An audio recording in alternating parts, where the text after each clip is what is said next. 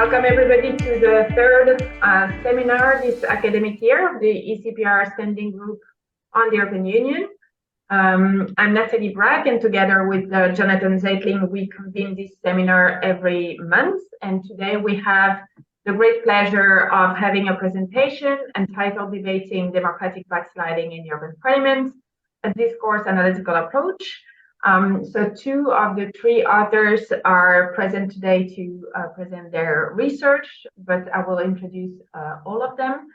So Lise Herman is Senior Lecturer in Politics at the University of Exeter. Joseph Lacey is Associate Professor of Political Theory in the School of Politics and International Relations and Founding Director of the Centre for Democracy Research at University College Dublin. And Julian Hoerner is Assistant Professor in Politics in the Department of Politics and International Studies at the University of Birmingham. And our discussant today is none other than the chair of our standing group, Natasha Wunsch, and she's Professor of European Studies at the University of Fribourg since this year, and Associate Research Fellow at Sciences Po. So Lise and Joseph, you have about 14 minutes to present your research, and then Natasha will have 10 minutes to discuss it, and afterwards we'll have a Q&A with the audience. So the floor is yours. Great. Well, thanks very much to everybody for coming and for hosting this seminar for us. Julian sends his apologies. He had a teaching conflict, so just couldn't make it. So yeah, we had hoped to have a paper for you today, but progress on coding our data has been much slower than expected. But we do have some provisional results to share with you, that will form the basis of our research agenda going forward. So I'm going to give a bit of an introduction to the background, a little bit onto the method and so on, and then Lisa will finally start to talk about the results in a little bit. So let me begin by giving you some context. So, as you all know, the question of democratic backsliding and rule of law abuses has become a big concern over the last 10 years or more in the EU, which is kind of, it's provoked a similar kind of significant academic literature. And part of the reason for the concern, for the worry, is that democratic backsliding is perceived to be problematic both for the functioning of the EU, but also for its normative identity as an institution based on the values of democracy, human rights, and the rule of law. But despite these instrumental and normative challenges that democratic backsliding poses, the EU has been, it's been a bit slow in taking action against backsliding states, whereas many actions they have taken have had a fairly limited effect in stemming backsliding. So a literature has emerged to try to understand the institutional and the political reasons that have hindered effective action. So in particular, quite a number of articles have focused on explaining inertia in the European Parliament. So the focus of these articles has been mainly quantitative, trying to explain MEPs' voting behaviour based on roll call data. And we wrote an article like this 2 years ago, where we focused on the voting behaviour of the European People's Party. So the dominant explanation proposed by the likes of Kellerman and others for the European People's Party's unwillingness to take action against the Hungarian government was because Fidesz was a member of the EPP, and so the EPP has an interest in protecting Fidesz in a way that it didn't have an interest in protecting the Polish PIS party, which it was more than happy to vote against in resolutions. So we found this an interesting story, a very plausible one, but also a story that kind of lacked quite a bit of nuance. And we found that while it's true partisanship does play a big role in explaining the EPP voting behaviour, it's definitely not the whole story. So we found that from the very first vote on democratic backsliding, there were much higher levels of voting dissent in the ranks of the EPP when compared to other issues. We found that a range of factors also other than partisanship helped to explain voting behaviour. So most importantly, the closer an EPP MEP was to a backsliding state ideologically, the more likely they were to support the state in votes. They were also going to be more supportive if their national party was in government, if they were one of the Visegrad countries, and if they came from states with lower liberal democracy scores. So that's what our research and this research agenda has found so far, but it's also kind of launching into what our next steps are. We noted that there's very little research that tries to understand the nature of the discourse behind the votes. So this is what we'd like to do in order to get a much fuller picture of what's going on in the European Parliament with respect to questions of backsliding.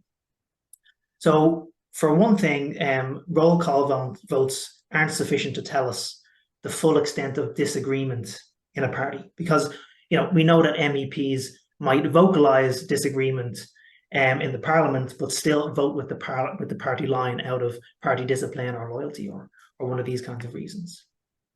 Roll call votes also don't tell us the types of arguments being made that might be influencing voting behavior, where how also those arguments evolve over time, and ultimately what values MEPs seem to care about most and build their arguments on. So in our previous article, we felt that it would be enough to focus on the European People's Party to test the partisanship thesis put forward by Kellerman and others, because the European People's Party was just the best test case for this. And we will maintain a special focus on the EPP to supplement our findings in that original article. But at the end of the day, debates are exchanges, and we can only understand the significance of one side if we know what's being put forward by the other side. So it's important that we cover the interventions of many members of all the political groups in the European Parliament, basically to get a full sense of it. So I think this provides us with quite a rich data set that will allow us to explore multiple research questions. And Lise will talk a little bit about those research questions in a little bit. So the main goals then of our research agenda, this kind of qualitative, discursive and analytic approach, are descriptive and explanatory. So on the descriptive side, we want to map the different arguments for and against EU intervention, against backsliding states, as well as changes in the patterns of the arguments over time. Then on the explanatory dimension, we want to identify the different, or how the different patterns of discourse may be associated with a variety of factors. So these include MEPs' ideology as measured by their national party membership, their membership in a particular European political group, whether or not their national party is in government, and so on. And in general, we hope that our insights can help to add explanatory weight to the overall research puzzle of why the EP has been relatively ineffective in tackling backsliding over time, despite dedicating increasing levels of attention to that issue in their debates and in their resolutions. So, if we're going to study debates on democratic backsliding, it's useful to note some features that make them unique relative to other debates. So the first thing to say is that unlike normal debates, which tend to presuppose certain values which you can maybe detect latently, debates on democratic backsliding are precisely about values. They're about the fundamental values upon which the EU is supposed to be premised. The second thing to say is that there is a different type of adversarial dynamic going on in these kinds of debates, because there's always some state that is being accused of violating fundamental values. So because of these two factors, we can expect different kind of discursive patterns in these kind of particular debates when you compare it with other debates. So, in contrast to Garson's idea that the dominant way of European parliamentary discourse is through problem-solving argumentative patterns, we think that quite different patterns are actually going to emerge in this more accusatory adversarial kind of context. Okay. So I already mentioned that, so we have these descriptive and we have these explanatory goals, but it's worth reflecting a little bit on the descriptive side of things, just for a moment, to see some of this, the greater significance of this, because we really think there's a lot to gain here with respect to understanding the nature of the EU as a normative political power. So in the first instance, we think it will help us to get a better idea of the EU's identity. So in a recent article that we all read, Moss points out that the EU's fundamental values constitute what he calls an incomplete contract, because the values aren't fleshed out in primary documents, but instead have to be worked out in practice. So we think that the Parliament is an important venue where we can see the meaning of EU fundamental values being developed over time through these kinds of debates. And more specifically, we'll be able to see the extent to which the EU's normativity is based on its nature as a functional actor, or if it has a normativity that's independent of the function it provides. So Turkular Isixel, for example, argues that the EU is a functionalist constitution, so that its normativity flows from and is ultimately justified with respect to the functions the EU performs. So analysing parliamentary debates, we think will help us to see whether the main concern with debates on fundamental values relates to the EU's functional capacities or relates to independent normative grounds. And related to all this, we'll be able to see the extent to which the increasing ideological diversity of the Parliament over time has produced different and competing kinds of understandings of fundamental values, which might make consensus on these and other potentially and other issues potentially more difficult. Okay, so with all of that background and sense as to the meaning and purpose of our research, let's get a little bit into the methods we used. So we have taken 63 European parliamentary debates on fundamental values from 2011 to 2022. These were hand-coded using in vivo software. We mercilessly punished 2 research assistants with the basic data entry, which involved assigning each speaker to their European and their national party groups, and where they were from outside the European Parliament, so sometimes commissioners would show up in the debates, for example. We also had to assign what their EU institutional affiliation was. Then the substantive coding was done by Lise, myself, and Julian, and 1 other research assistant. And, naturally, the debates were full of non-English interventions representing nearly all of the official languages. I don't think Irish showed up, but pretty much most of the other ones did. And we were able to accurately translate all of these using Google Translate, on manual checks. The quality of the translation was more than good enough for our purposes. We did an intercoder reliability check, which gave us a satisfactory score. And our unit of analysis, it's important to note, was full speeches. So full speeches as opposed to, for example, paragraphs in the speeches. And in our analysis, our task was to determine what was the dominant focus or theme of a given speech. So, we'd only code items related to that theme and not statements that were made in the same speech, but maybe only had a secondary kind of relevance or focus. So you can see some examples here. So picking out the dominant theme, right, was more or less difficult, mainly depending on the speech length. So if you look at the left side of the screenshot, you can see that this was kind of like the standard length of most interventions, right? Just maybe 100 or a few hundred words. And then on the right-hand side, you can see that there are actually much larger speeches that can stretch into 1 or 2 pages or longer. Especially by the likes of commissioners and rapporteurs and others who might be framing the debate. So it was more difficult to pick out the dominant theme in these kinds of longer debates. Okay, so let me then just give you a sense of the codebook we used, so that you have a sense of how we're actually thinking about the debates, how we think the debates are more or less structured, and what's relevant to them. So we developed our code book in the normal kind of way, taking a sample of the debates and putting together a code book. We thought this ended up being quite a good job because we only had to make fairly minor amendments as we went through the debates. Not a whole lot came up that was surprising beyond what we had already thought from our initial sample.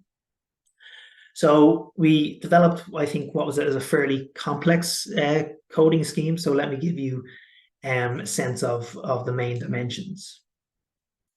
So first, we had to determine whether the speaker was for or against the EU intervening against backsliding states, or whether they were ambiguous about this. So pro-intervention, anti-intervention, or neutral.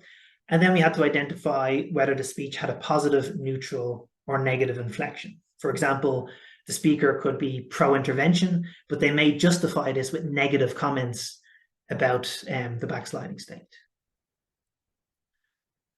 Third thing we had to identify was who were the main actors that are being addressed in the speech. And as you can see, we had a variety of different actors that come up, right? The next thing we had to identify was what means of intervention was being talked about, if a means of intervention was mentioned at all. Sometimes no intervention was actually mentioned, but sometimes often they were. And then finally, we had to identify the nature of the arguments. And this was the most interesting, the most complex part, the part that's going to yield the most interesting results. So I'll explain this with a little bit more detail.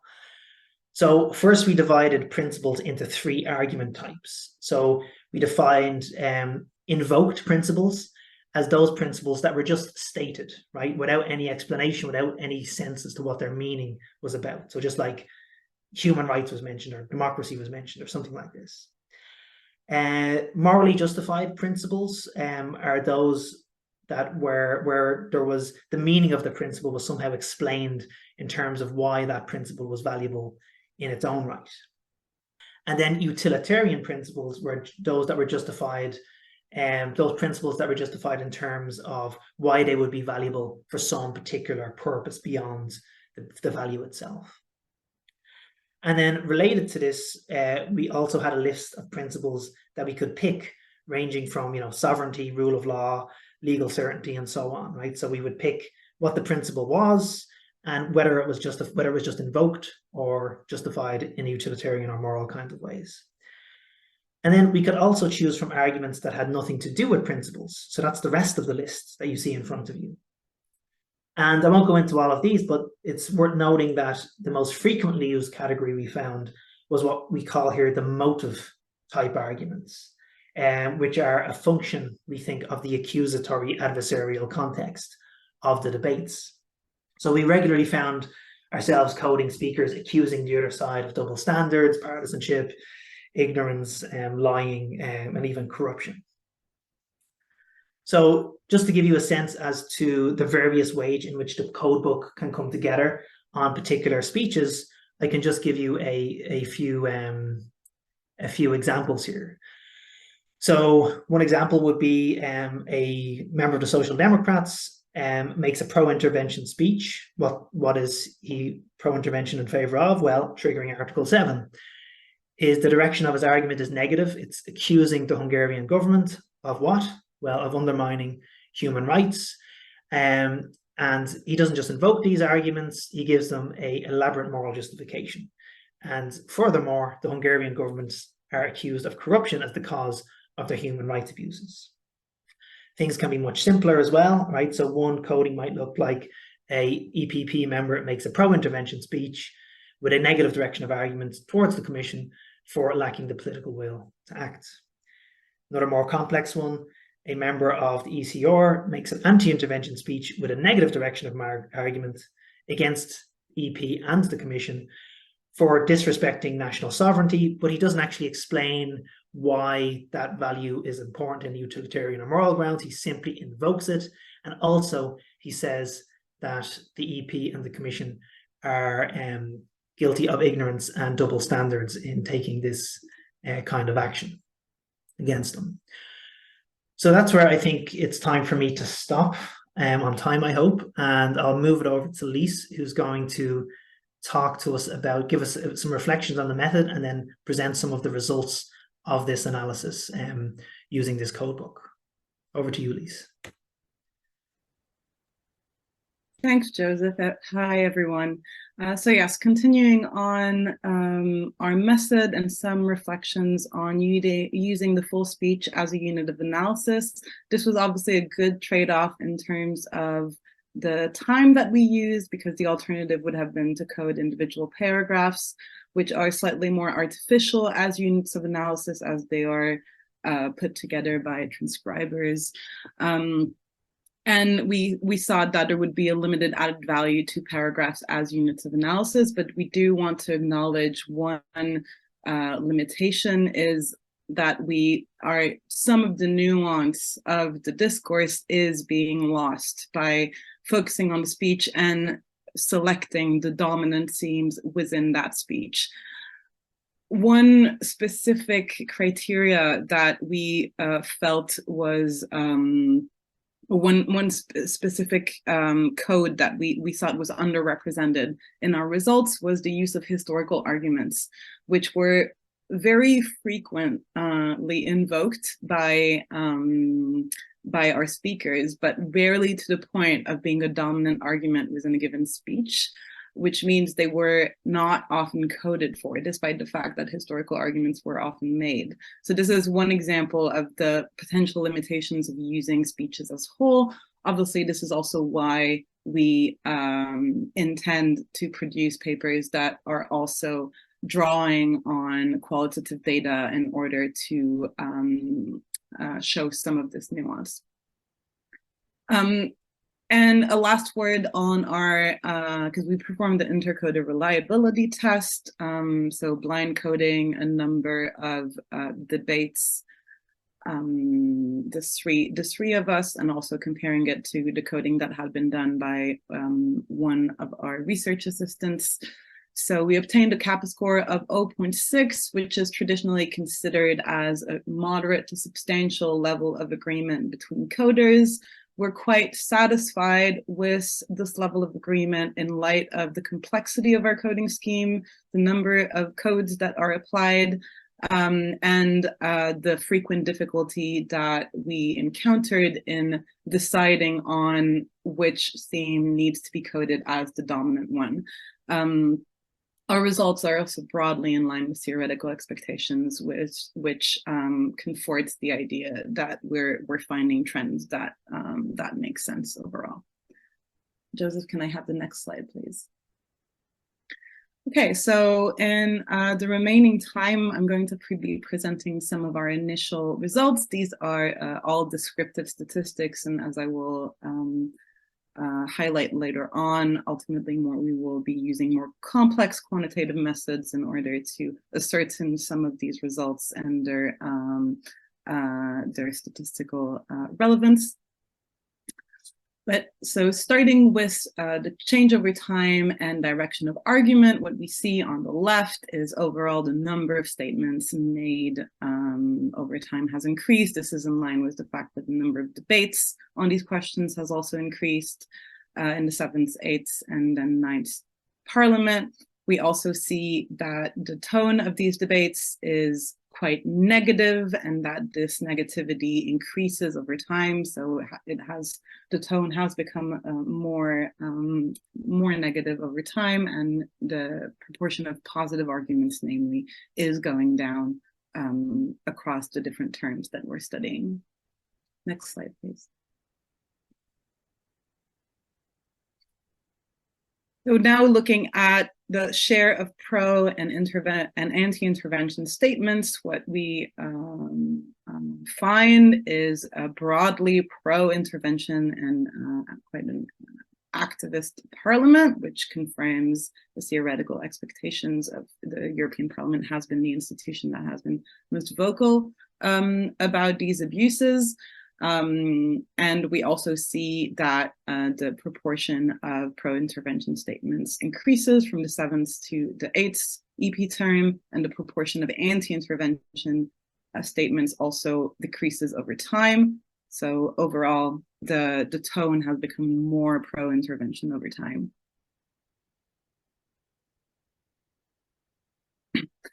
So this is a really interesting one.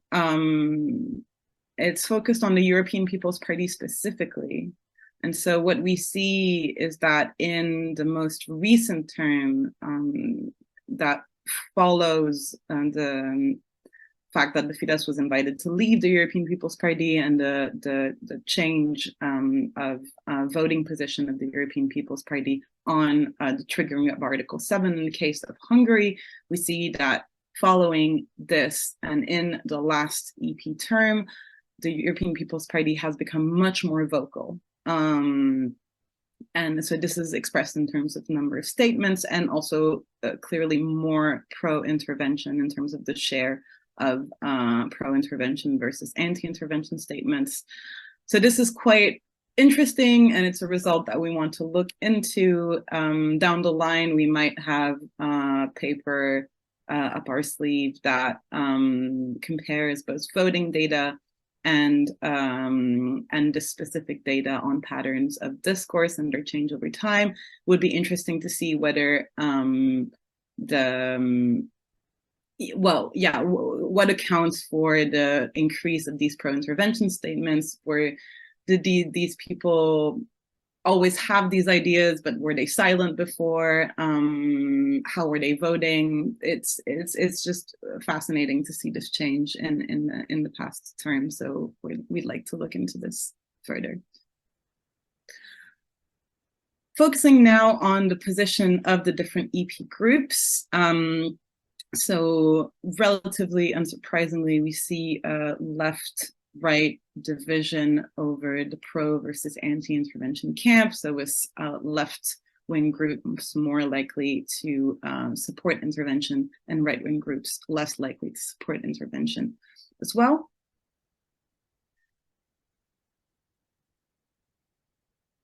Could you just go back 1 second? Yes, and just to point to the EPP as well. I mean, we already saw this data, but which is clearly more anti-intervention overall than the groups that are to its left, but still much more moderate than the ERC and far right groups to its right.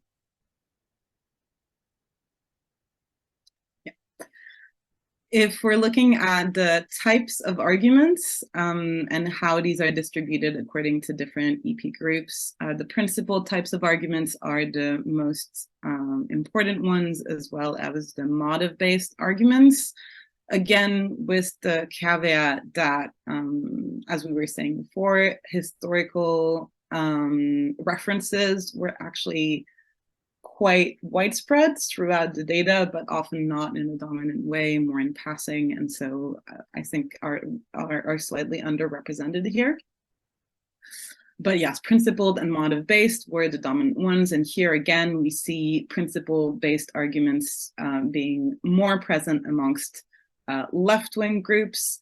So here in the figure on the right, the data points on the left are institutional actors, so commission officials, council members, rapporteurs, etc. And then on the right-hand side, you see the different EP groups, starting with the far left towards the middle.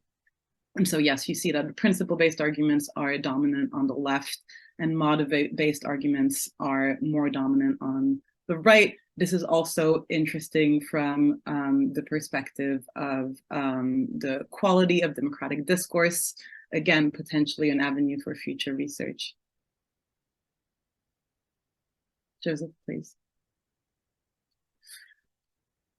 Okay, this is a representation of the motive-based arguments, specifically on the right, and then on the left, the different types of principles that are invoked, where here again, we see very clear patterns depending on the ideological orientation of the speaker. So human rights are far more systematically invoked on the left than they are on the right, whereas sovereignty and conservative values are more likely to be invoked, unsurprisingly, on the right. Centrist groups, specifically the S&D and Renew, are more likely to focus on the rule of law. So we see quite distinct patterns here, but interestingly, democracy is invoked quite evenly across the political spectrum, and obviously for very different reasons. But it is quite interesting that this is a shared value, although it is obviously interpreted in very different ways. Moving to the figure on the right, we see the dominance of accusations of double standards and partisan interests on the right. So the way that this argument generally goes is that the reason why it is right-wing governments that tend to be accused is that the EU is partisan and that there is a double standard in the sense that governments on the left are less likely to be targeted because they are left-wing. And so the argument of partisan bias and the argument of double standards is very closely connected. And there's also an argument of double standards that's made based on East European countries being more targeted than West European ones. But this we found was less dominant, in fact, as compared to the left versus right double standards argument. And then accusations of corruption and manipulation and abuse of power were more dominant on the left than they were on the right-hand side of the political spectrum. Yeah, next slide. So we also coded for whether the speaker belonged to an EU 15 country or a post-2004 accession member state. And here we see also patterns of argument. Broadly speaking, post-2004 accession member state MEPs tend to be more against intervention than EU 15 ones. And they also display the more the traditional patterns of discourse that we also see on the right, with more invocation of motive, accusations of motives of their opponents, and relatively lesser focus on principles, and a slightly more use of historical-based arguments as well. Next slide, please. So these are just some examples of the different types of arguments, which again, these were probably the most difficult to code and the more open to interpretation. These examples are imperfect because speeches as a whole would be much longer, and again, dominant themes would need to be identified. So it's an imperfect demonstration, but it is to give you an idea of how some of these themes were actually expressed in political speech. So in the first case, we see an example of a right-wing MEP that is against intervention, making an argument, a principled argument in the name of sovereignty. So I quote, "But it is not the job, ... of anyone here to interfere in the constitutional powers of the member state. Poland has the right to decide on its judicial system. It has the right to decide on immigration. It has the right to decide on the education of children in Poland. It has the right to decide on family law issues, and you have no say in these matters." So the word sovereignty in and of itself is not used, but clearly the theme of sovereignty is there. So here it would have been coded as principled sovereignty. In the second case, we see an invocation of history, and specifically veiled or not so veiled comparison between the Soviet Union and the EU, with an MEP saying, I quote, "These remarks are reminiscent of the puffy Communist Party secretaries of the 1970s and 1980s who advocated that we either accept their violent party ideology or we were over."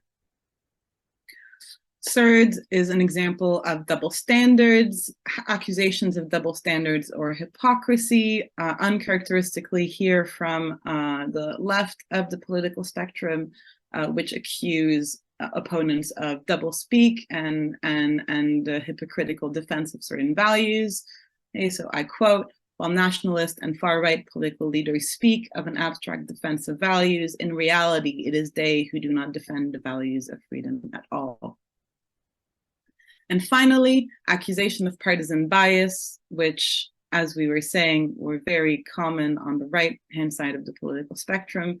Here is an example of it. So I quote, "Unfortunately, the left-wing factions in this chamber are the leaders in this, and they stop at nothing to achieve their goal to affirm left-wing pseudo-values while destroying all manifestations of Christian or conservative thinking and action."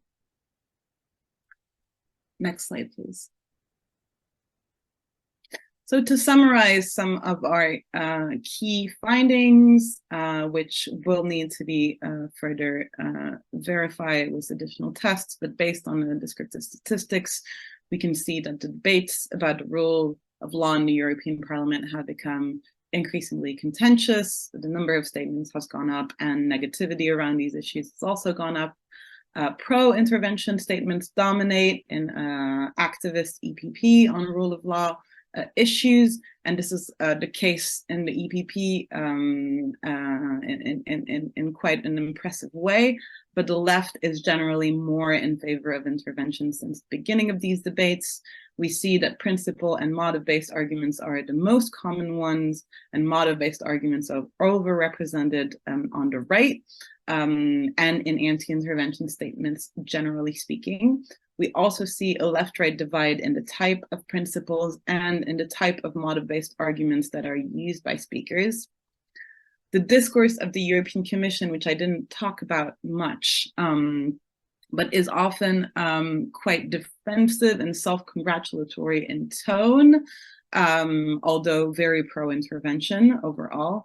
And finally, MEPs from member states which joined the EU after 2004 have a greater tendency of using anti-intervention discourse and motive-based arguments. Next slide, please. So to conclude, I'm just going to give some quick points on where we're going with this project. There's quite a few papers we want to write, but there's at least two that we will be starting with. So first, an overview paper, which broadly speaking will be aiming at verifying the statistical significance of the relationships that appear to be emerging in the data. With as our dependent variables, the coding categories themselves, so the share of pro-intervention statements, the share of critical statements, the actors targeted, the instruments focused on, the types of arguments used, and as independent variables, factors that are linked to mostly to the national party to which MEPs belong to. So ideological variables such as the left-right position or pro-anti-EU position based on Chapel Hill expert survey data and comparative manifesto project data. The government status of the national party at the national level, which we found was significant in the case of EPP voting patterns. The time to the next general election in the national country, public opinion variables, but also national VDEM scores and therefore democratic performance scores at the national level, and the pre-post 2004 enlargement status, so date of accession. We'll be using multi-level models, given the nested nature of the data, linear models to analyze the share of a particular category of intervention, and multinomial logistic regression to analyze which actor is addressed and which type of argument is used.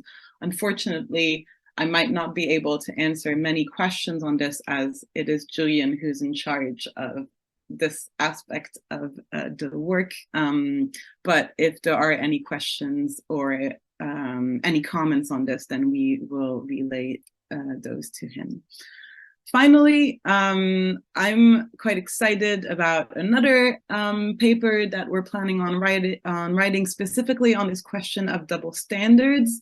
and how political ideology and interests will influence MEP positions on democratic backsliding. Here, what we want to do is kind of take one of the central and most potentially damning arguments of the anti-intervention camp, which is that there are double standards in the ways in which different states are treated, and that West European countries are not being treated the same as the East, but more importantly, that right-wing governments are not being treated the same as left-wing governments, as this is kind of a more central claim that's being made, which goes along, as I was saying, with this accusation of partisan bias.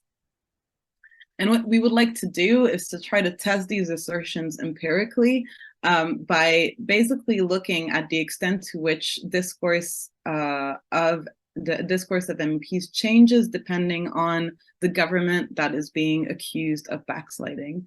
There are not many, but a few examples of governments that were the party of which were actually part of the SND, that have been the subject of these debates. So we have a couple of debates that we can use, and in those debates specifically, we would like to see whether the patterns of discourse differ from the ones where right-wing governments are on trial. So does the left speak differently of human rights abuse when it is perpetrated by a left-wing government? Does the right speak differently when it is a left government that is on trial? So yeah, we're really interested in this. And does also EP group membership matter beyond ideology? So for example, did EPP MEPs historically defend Hungary differently than they would have Poland? And in general, are there different discursive patterns when the debates are focused on specific member states? So yes. And finally, maybe Joseph can tell you a bit more about that, because it's colleagues of his that would be collaborating with us on this. We are hoping potentially to scale our project with a machine learning approach, or to use at least decoding as a test case to kind of compare the respective efficiency of machine learning and human approaches to coding in these types of complex coding exercises. That's it, Joseph. There's next. Yes, thank you for your attention, and get in touch if there's anything that you don't, if you don't get any answers to your questions in the next 45 minutes, please get in touch. Thank you very much, Lise and Joseph. So now we have the discussant, Natasha, for 10 minutes. Yeah, thank you very much to the three of you. I mean, it's not the first time I've had the pleasure of hearing about this project, and it's nice to see it evolve. And I think, as you rightly point out, there's obviously a reason why we don't see the one paper, because it's such a big thing and there's so many ideas kind of up in the air. And I think there's really a lot of potential things you can do with this data set. So I'll focus my comments on kind of three main areas. The first being a few just like questions on the method, on the building of the data set, just to hear a little bit on that. But then primarily I want to like delve into some of the descriptive findings that you showed here. You'd shared, of course, also the slides with me before. And yeah, maybe open up some new research avenues, or encourage you to pursue some of those that you've already heard of and or thought of rather. And then I have one kind of last comment at the end that opens it even bigger. But so perhaps starting, I think what I really like is it obviously there's a logical continuity in terms of your work before, of saying this EPP partisanship that we focused on a lot is certainly not the full story. So it's not because Fidesz has left EPP and now EPP is able to kind of articulate things a little bit differently and position itself more clearly. There's much more to this, and I think you have a great data set to tease out a lot of those things. The two kind of comments I wanted to make on the method is, first of all, so you said that you coded the full speeches, you explained why. I was wondering, so the alternative, or the natural alternative to me, is not so much the paragraph one, but the statement one, right? Because I think, as you point out, by focusing on the speech as a whole, and especially as some of them are so long, I'm assuming that there might be several what I would call frames in the approach that I've used with Michael Kiru, but several arguments or several motives that you say that are somehow hidden or obscured. I mean, you pointed out the fact that you're underestimating the share of historical statements because you choose this unit of analysis. And I was also wondering, surely there must also be ambivalent speeches that are not neutral, but that say, you know, we should interfere for this reason, but then of course this other reason speaks against it. So that's neither pro nor anti. It's more like kind of two statements that go in different directions. And yeah, I was wondering whether that's something that you could still add, kind of dig a little deeper, or whether you're just going to stick to the speech level.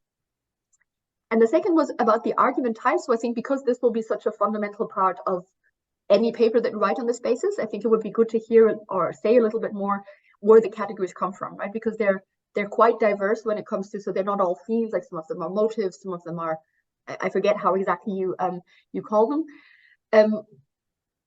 But they're to have a little bit of a sense, so do they come from the backsliding literature? Do they come from discourse literature in general?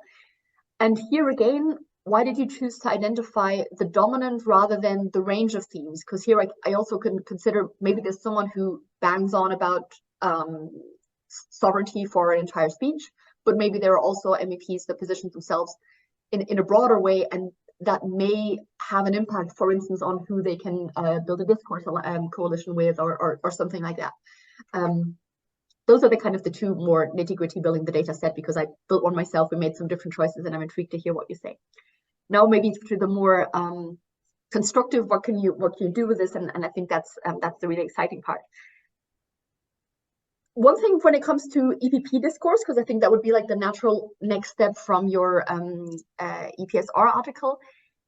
What I think it would be really interesting, because you have the increase in the number of statements, of course, by the EPP, but you still have, I guess, a certain continuity between. So some EPP MEPs will be there in several of the mandates, and to look at, do these discursive shifts happen at the level of individuals? So do individual MEPs change their opinion over time, or is this like a replacement trend? So is it the new EPP people coming in and saying, surely you can't be defending Fidesz and so on? So I think that could be one segue into your what I'll call your EPP paper, and I'll have lots of more papers you can you can write about this. Then the second point is left wing, right wing. So you make it very much for now a question about just kind of simple ideology, left right. Of course, what your pattern also shows is, maybe with a partial exception of the radical left, but a pro-anti-EU, right? So it's like the ECR, it's the identity and democracy and so on that are going to be against. They're not just right, they're also Eurosceptic. So perhaps also more naturally against interference, because that interferes with their rejection of sovereignty infringement. And here I think it might be interesting to look into the left and the right, and perhaps especially the far left. What are the types of arguments that are invoked there? And does all the left speak in a similar way, or not, when you dig kind of one level below just the name of the category into what is it that they say when they say sovereignty, for instance. Then another paper digging into thing that will be your democracy paper will be, because you rightly point out democracy is invoked by both sides. It's also something I find with Michael, and you mentioned that there are different interpretations, but I think that could be a really nice paper to dig into qualitatively. So what is it, what they say about democracy? And one of the things we find is this is increasingly self-confident invocation of democracy doesn't need to be Western liberal democracy. This can be our own democracy, and it's going to be traditional values, and it's not going to be about LGBT rights and so on. And I think that's a nice, I mean, since at least one of you works a lot also on democratic theory, kind of unpacking what do people even mean? Because everyone invokes democracy because it sounds like, of course, we should or should not do something because democracy. What are they speaking about? And there again, you have all the data there. Then when you speak about double standards, and here you were already alluding to kind of double standards paper, I think it would be really interesting to break down maybe kind of your data into subsamples of who is being accused. Because for the moment, you make it very much a story about the right accusing the left of double standards against them, but then that's also because a lot of the governments that are being accused of backsliding are on the right. But then we still have the case of Romania and Malta, with the Social Democrats being the backsliders, and how do those debates play out? So if you just take a subsample of the debates on the left accused, how does the maybe argumentative line shift? I was surprised to see, so you had this side-by-side Western Eastern pre-post 2004 accession, and they're actually strikingly similar. I would have expected them to be more different. And so I was wondering, could you maybe unpack Central and Eastern Europe further by incumbent party supporter versus, or representative, and opposition representative? Because surely the opposition representatives must say something in favor of EU intervention, or if not, that would also be really interesting. Why are they against the EU intervention, right? Are they fearing a backlash? Or I think that can even be something with policy implications as to how should the EU respond to get some domestic actors on board so that you don't have this backlash against EU intervention in Eastern Europe. And then the last but one point would be, so for now, you're very much in this realm of debates on democratic backsliding as something very specific and something that involves values. And so you make that point at the beginning. And yet I still think, of course, there's something to be said, being in this online series of the Standing Group on European Union, about this tying into more general trends in EU politics. Transnational cleavage, arguably, I would say you already see that somewhat, right? So pro-anti EU divides, Eurosceptic contestation. So are the other EU skeptics also going to kind of jump onto the bandwagon of backsliding to say, oh, let's use that as yet another reason to contest the EU? And then I wanted to close on kind of maybe the next step after you've written all those papers, or maybe you have some of this data, of course, already from the EPP paper. But so you say most people look at the roll call votes. That's a pity. It's a limitation. Let's look at the discourse. But of course, what would also be really interesting is to combine the two and to say, how cohesive is discourse and vote? How much discrepancy do we see? Is there more discrepancy, for instance, among the mainstream parties that are seeking to balance maybe some degree of skepticism but still vote in favor? Is there greater cohesion among the Eurosceptics?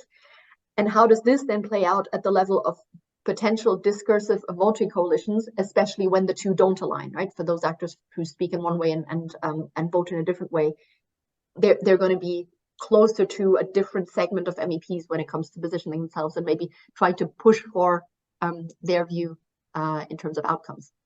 And I'll stop here, but super exciting. I'm looking forward to hearing more. I hope you submit a panel to our SGU conference, at least one. Joseph and Lise, I don't know who wants to go first and address some of Natasha's comments. Joseph, you want to go first? Sure thing. Yeah. Thanks, Natasha. They were fantastic comments, and I've been writing frantically here. Hopefully, you can share me a file with me, maybe, so we pick up all of that, because it's really, really rich comments. I'll just go through a few of the ones that I had some some thoughts on. So one had to do with the building the data set, and why did we code the full speech and not? So we said we wouldn't code paragraphs, and you said, why not code statements? Right, kind of these kind of things. And I think the thinking there was really kind of, where do you draw the line, right? Because there's, in some of these speeches, there's a lot going on in terms of like a lot of passing comments, and these MEPs, they've got 100, 150 words. Some of them are quite, maybe I would say, lazy in terms of how dense they make their speech, but others aren't. And there can be a lot of things like they're sometimes it's quite, you identify what the dominant theme is, but then there's just, you could potentially code it 4 or 5 times because of certain mentions. You see what I mean? So I think there was a certain sense, if we did it this way, it would both make a lot more work and also increase an arbitrariness. I think it would be more difficult to bring those in rather than identify this kind of dominant theme. But like I think Lise mentioned as well, is that when there were secondary themes picked up, like if it wasn't clear what the dominant theme was, that's still valuable data, right? And that people are still picking up some of the things going on. So in terms of like how we developed the code book, it was much more inductive, I think. Like we had looked at some of the other approaches to discourse analysis we found at the national level, kind of like when it came to values and moral debate. So like some had used Habermas's threefold distinction between, and we didn't feel that it was quite speaking to some of the way in which the discourse was unfolding there in our particular research question. So in the end, we decided an inductive approach would be more suited. I think it's a good suggestion to talk about like the identifying kind of the role of Euroscepticism. We do use the Chapel Hill, like, you know, the Galtan, which could capture a lot of that, but it's not the same thing, right? So I think that's a good thing we could look into. You also have the very good suggestion, which we were also thinking of, to match the roll call the votes with the discourse analysis. So basically, I think from our previous paper, we have the EPP. It could be, we want to do this, but we're kind of like having debates about how much work this is, to actually be able to kind of like do all of the matching and over the terms and the changing individuals and so on. So so that's definitely a maybe paper for sure to consider. Lise, do you have any further thoughts on these points? Yeah, maybe on some of them. You mentioned something about the kind of patterns of speech of the far left. I think this is really interesting, and one of the multiple paper ideas is to focus on kind of far left versus far right patterns of discourse, and how there's a bit of a paradox there, where how the far left can be Eurosceptic while calling for intervention, or while being interventionist. So I think it's a really interesting question, and just to see how Euroscepticism is then expressed in discourse despite adopting this pro-intervention position. So that is something that we do want to look at. The focus on opposition parties in Central Eastern Europe, absolutely, and there's going to be so much to unpack. Obviously, controlling for a certain number of variables is going to also help to estimate the extent to which, you know, left-right or east-west patterns, variables are driving some of the trends that we're identifying.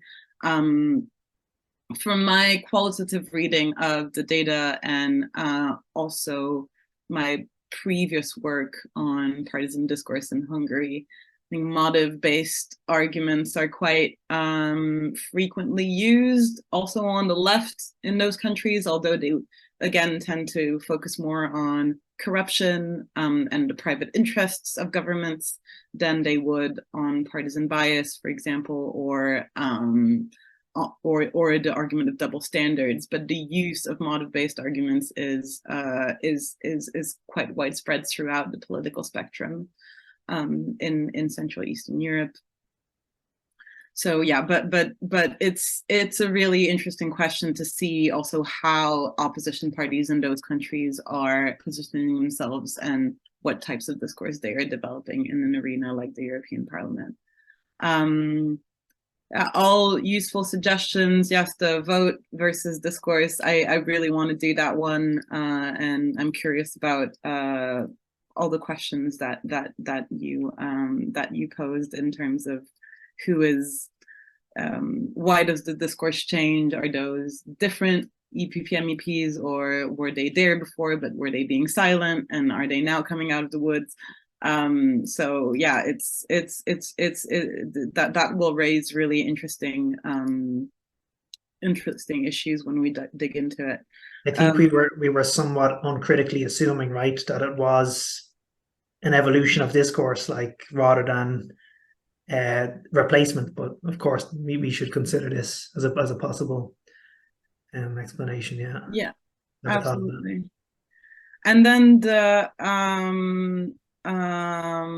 looking at specifically at the debates where a left-wing government is being accused, that's specifically the idea of the double standards paper, is to look at variation in discursive patterns depending on which country or which political orientation the government on trial is. And what are the types of arguments that are then used change. So that is precisely the idea of that paper. Yeah, again, exciting stuff. I think that's. Do you feel we've addressed most of your comments, Natasha, or are there any other points? Thank you very much to both of you. So now the audience has the opportunity to ask questions or make comments. So you have the choice, either you raise your hand or you ask a question or you write your comments in the chat and I will read them out loud for you.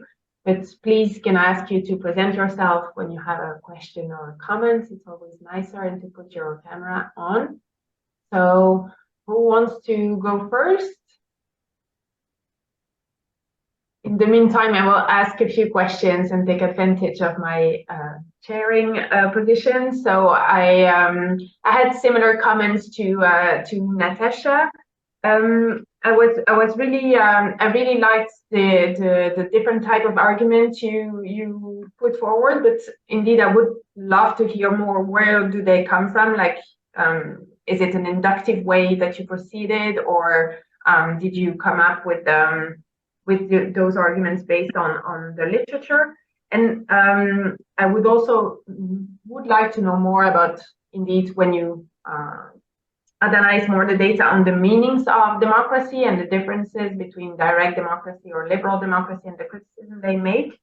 And on, yeah, I'm not sure about the left-right and Euroscepticism, not Euroscepticism. Perhaps you will need to check, but the Galtan might work better, because I think it's something about authoritarian populists versus perhaps other types of populists that are not authoritarian, that would explain why the radical left, for instance, can be in favor of EU intervention or critical for other reason. And then you have like all the literature on conditional Euroscepticism that you can use perhaps. And I was curious whether in your coding you had any cases where you had, for instance, an argument in favor of EU intervention, but a criticism about a specific institution. For instance, you're in favor of the EU intervening, but you believe it's not the place of the European Parliament to do so because the EP is a political organ, for instance, or it's not the Commission because the Commission is not elected,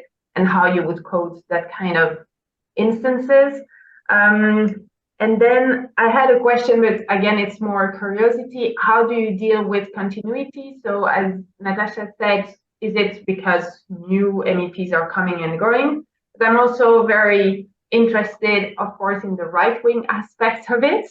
And I know those groups, they changed, the composition of the group changed a lot. So one party go from one group to non-attached or non-attached to one group. How do you deal in the coding with that, to have then to study then the patterns at the level of the EPG and not the national delegation, because they change so much? So that for me, that would be a challenge, and I would be curious to hear how you deal with that challenge. And then we have two questions in the audience. Do you want to take all the questions, or do you prefer one by one? We have time, so. Yeah, no, sure. Maybe we can reply to some of your points, Natalie, as well. Yeah, so I think one of your questions was kind of like, do we distinguish between different uses of democracy? Yeah, and well, we don't. It's kind of like, if democracy was used and then it's just after that, was it invoked? Was it kind of like morally explained or utilitarian explained? And but I don't think it's too much of a deficit, actually, because just from the content reading it is that like a lot of what the moral explanations of why democracy is important, or the values, it's kind of quite recognizable. I think the disagreement was, it's recognizable in the sense that kind of like democratic values that most people wouldn't necessarily disagree with, but it's the kind of like the judgment as to when it's being undermined and who is undermining it and so on. That's where it's kind of, so it's kind of, I think, interesting that recognizable values there when it comes to democracy and others are being put out and kind of put out there, but it's just, again, it's the idea of who's doing the undermining, which is where all the double standard stuff comes in as well. Sorry, and which other values democracy is attached to? Because obviously, if it's attached to a defense of sovereignty, then because in terms of coding principles, we did allow for several principles being coded. Yeah, and so that, yeah, so that means that the ways in which democracy was paired with other principles might also offer us indications. And we clearly see, for example, the vocabulary of the rule of law being more central in the center of the political spectrum, whereas sovereignty is emphasized on the right and human rights is emphasized on the left. So there we see also three quite different understandings of democracy that would correspond also to different understandings in democratic theory, and that could also be unpacked in a qualitative analysis. I think you also had, Natalie, kind of questions about how we can detect likes of, okay, so the commission, whether it's actually against the parliament. So the parliament doesn't have the right to debate this. It should be for the commission or something like that. And then also tracking MEPs as they move across parties and so on. I think we can do this with the data we have, because we code each MEP and assign them to a party, so we should be able to find when there have been changes. But also, yeah, it's interesting. So sometimes these arguments do come about, right? So even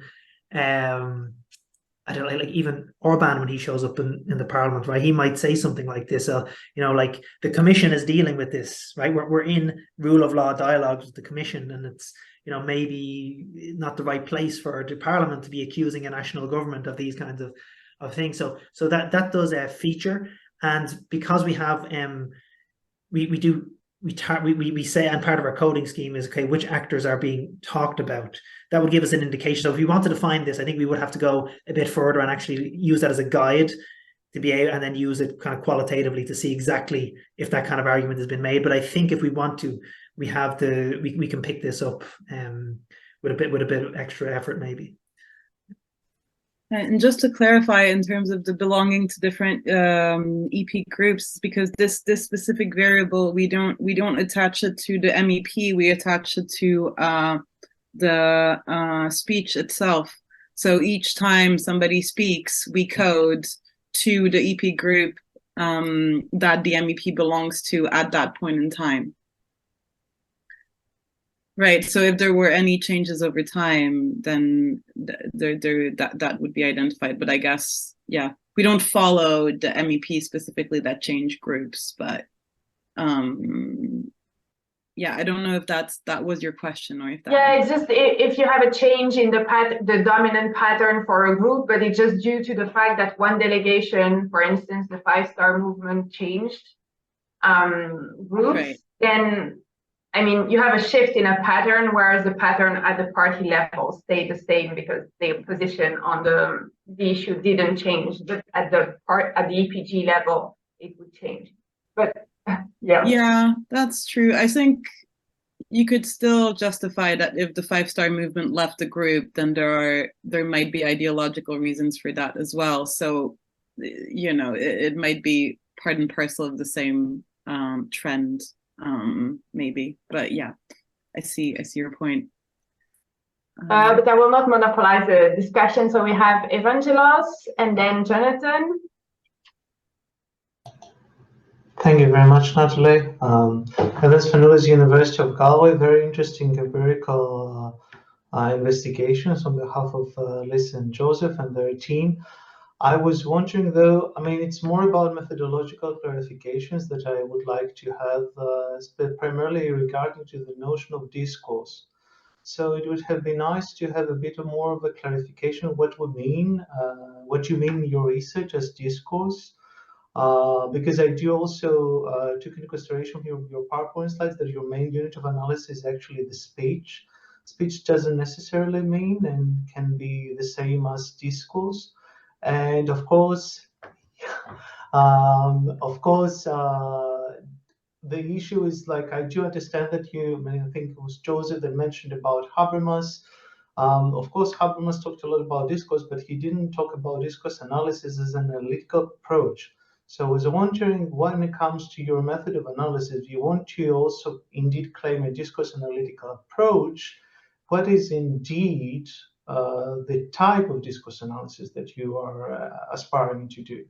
Because for me, if I was a reviewer for a paper like that, I would say that this is really nice, interesting, robust, quantitative textual analysis, but doesn't necessarily fit the prescriptions of discourse analysis. So, well, to the best of my knowledge, it depends on how you're going to frame it. So thank you so much. Thank you.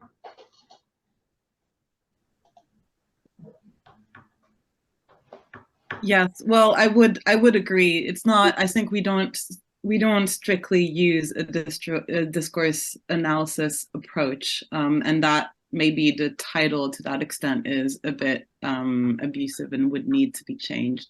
So I agree with that. And in terms of clarifying our specific methodological approach to the analysis of discourse, that is something that we still need to do going forward, I think. Joseph, any ideas on this? No, I think that that's it's a really important point. Yeah, it's good. Yeah, I guess with, you know, like people have just basically taken Habermas's trifold distinction between moral, ethical, and functionalist, I think it is, arguments, and have used that to kind of like analyze speech patterns. So maybe what we're really trying to do is map the speech patterns, and I think that's really what we're doing, rather than something deeper than discourse analysis would suggest. Yeah, because it would involve being much more contextualizing and a much more fine-grained qualitative approach than what we do conduct. Although it is also the point of writing. We're hoping to write quite a few papers, some of which might adopt a discourse analytical approach and be much more nuanced in approach. It is a very interesting topic, the democratic backslide, and I think that when you go towards the more extreme positions, you may find very interesting discourses, underlying discourses, that can give you the opportunity to launch a very interesting analysis. But of course, this is up to you and your team. Good luck with everything. It's looking forward to reading all the resulting papers. Thanks, Evangelos. Appreciate it. Thank you. Now, Jonathan. Yes, I think it's good that I'm the last question, because I really want to ask some things which sort of go beyond the project as currently set up. So one is to pick up on your question about differences between left and right. I assume that you consider that the debates about rule of law in general form part of the debate about democratic backsliding. You will doubtless have noticed that there is a big controversy about the re-elected Spanish government, which is proposing to have, which has promised an amnesty to the Catalan nationalists who called a referendum which is illegal, an independence referendum which is illegal under the Spanish Constitution, and that the opponents have referred this to the European institutions. So I would say it's very likely that this will also come up at some point in the European Parliament. And I wonder, whether you would want to study that as well, whether you would expect the categories that you've developed, for your current project to work for that too. And then the second, also rather future-oriented question is, a lot of the discussion about actions by EU institutions against democratic backsliding in Hungary and Poland, as you point out, have been inhibited by the difficulty of using the Article 7 procedure because of the mutual support pact between Hungary and Poland. Okay, now we expect to have a new Polish government. Of course, we also have a new Slovak government under Fico, which might play the same role, but certainly his position is nowhere near as strong as that of the PIS governments has been. So my real question here is, do you think that the debates would start to play out differently if the possibility of much more severe sanctions came onto the table in the council?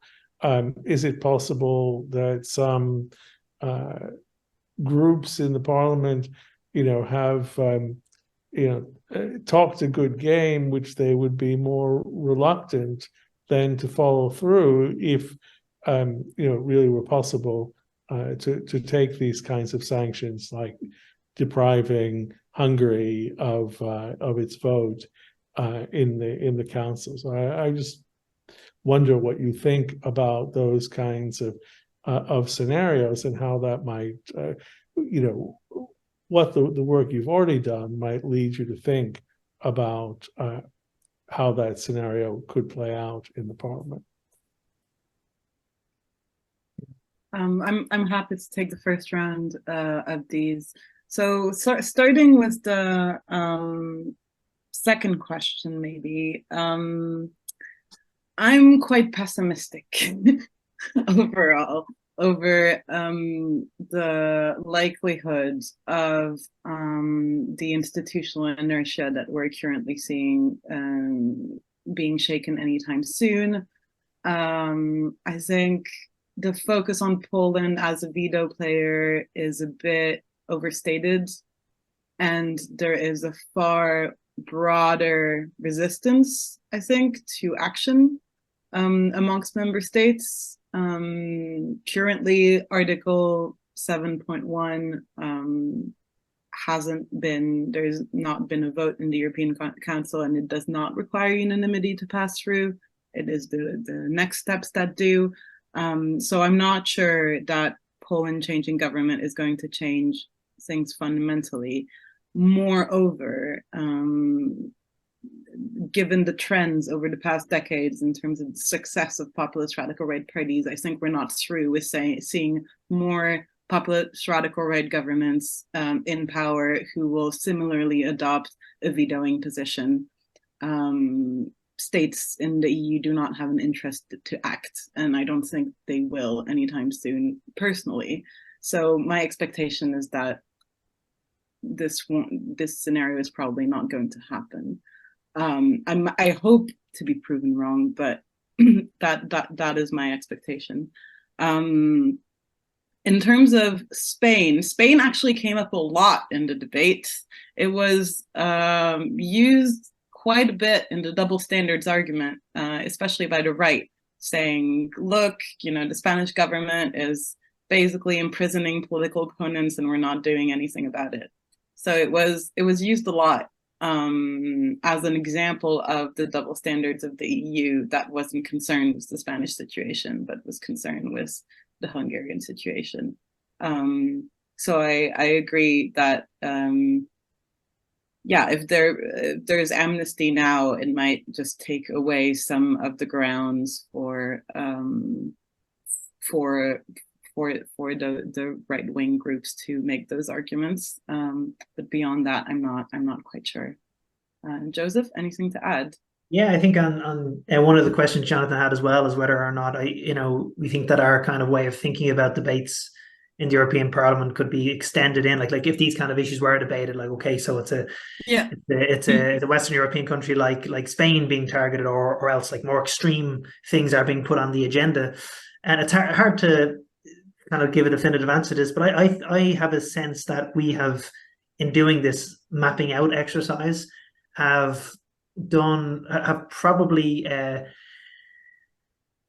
gotten a sense as to what the structure of these debates look like. And I immediately don't think of compelling reasons why. Of course, some extra coding categories, small extra coding categories might be needed. But I think on the whole, in terms of these kind of like principle-based arguments, motive-based arguments, I think, because, you know, we've done 63 debates, right? And it's not all about Hungary and Poland. Like, there's lots of different foci to these debates, and the patterns seem to hold out. So just as I think it was Garson I was mentioned earlier, like detected, you know, he tried to detect what was the real structure of most kinds of European parliamentary debates as these problem-solving arguments. I'm not sure if we have a label like that for exactly what's going on in ours, but I think there is a structure that's going on, at least an interplay of different kinds of kind of arguments that would hold throughout these other kind of debates as well. But you know, that's just a kind of an intuition, more so than too overly confidence.